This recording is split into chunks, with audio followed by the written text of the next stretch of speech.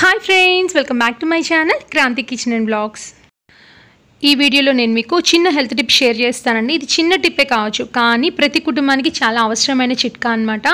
ఎందుకంటే ఈరోజు ఒక కుటుంబం తీసుకున్నామంటే, ఒక నలుగురున్న కుటుంబం తీసుకుంటే అందులో ఖచ్చితంగా ఒకరికైనా షుగర్ బీపీతో ఇబ్బంది పడుతూ ఉంటారు. ఈరోజు నేను ఈ వీడియోలో హై బీపీ ఉన్న వాళ్ళకి ఒక మంచి చిట్కా చెప్తాను.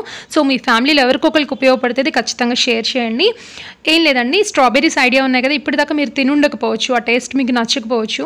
స్ట్రాబెర్రీస్ కానీ బ్లూబెర్రీస్ అంటే మాల్స్లో ఎక్కువ దొరుకుతాయి, బయట అవైలబుల్ ఉండకపోవచ్చు. ఈ రెండిట్లో ఏవైనా పర్లేదు.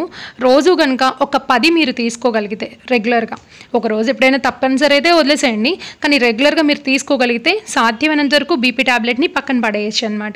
కొంతమంది ట్యాబ్లెట్స్ వేసుకున్న కంట్రోల్ ఉండదు, అలాంటి వాళ్ళు ఇవి ట్రై చేయండి, ఖచ్చితంగా కంట్రోల్లోకి వచ్చేస్తుంది. దీంతో పాటు కొంచెం స్ట్రెస్ తగ్గించుకున్నారంటే ఇంకా బీపీని పక్కకు పెట్టేసినట్టే. ఈరోజు కనుక మనం చూసుకున్నట్లయితే ఎక్కువ మంది చనిపోతున్న సమస్య వచ్చి హార్ట్ అటాక్స్ అండి.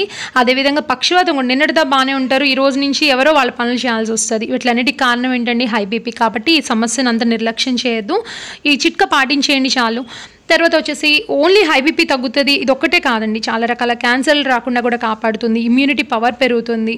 ఇందులో పొటాషియం ఎక్కువగా ఉంటుంది, ఫైబర్ ఎక్కువగా ఉంటుంది, సి విటమిన్ అయితే పుష్కలంగా ఉంటుంది. సి విటమిన్ చాలా అవసరం, దానివల్ల స్కిన్ కూడా గ్లో అవుతుంది.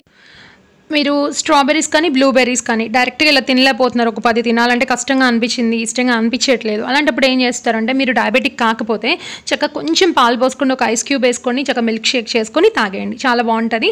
వెయిట్ లాస్ కూడా హెల్ప్ అవుతుందన్నమాట. నెక్స్ట్ వచ్చేసి కొంచెం ఇవి తినేటప్పుడే చేతిలో కొంచెం స్మాష్ చేసుకొని ఏదైతే జ్యూస్ వస్తుంది కదా స్ట్రాబెర్రీస్ నుంచి, మీరు బ్రష్ చేసుకునేటప్పుడు ఆ జ్యూస్ కనుక పేస్ట్ మీద వేసుకొని బ్రష్ చేసుకుంటే పళ్ళు తెల్లగా అవుతాయి. ఓకే అండి, అదన్నమాట విషయం. ఒక దెబ్బకి 2 పిట్టలు కాదు, చాలా లాభాలు. ఈ వీడియో ఖచ్చితంగా మీకు హెల్ప్ అవుతుంది అనుకుంటున్నాను. ఈ వీడియో కనుక మీకు నచ్చినట్లయితే ప్లీజ్ లైక్ చేయండి, షేర్ చేయండి, సబ్స్క్రైబ్ చేసుకోండి, బెల్ బటన్ ప్రెస్ చేయడం అస్సలు మర్చిపోకండి. ఇంకో మంచి వీడియోతో మళ్ళీ కలుద్దాం. బాయ్ అండి.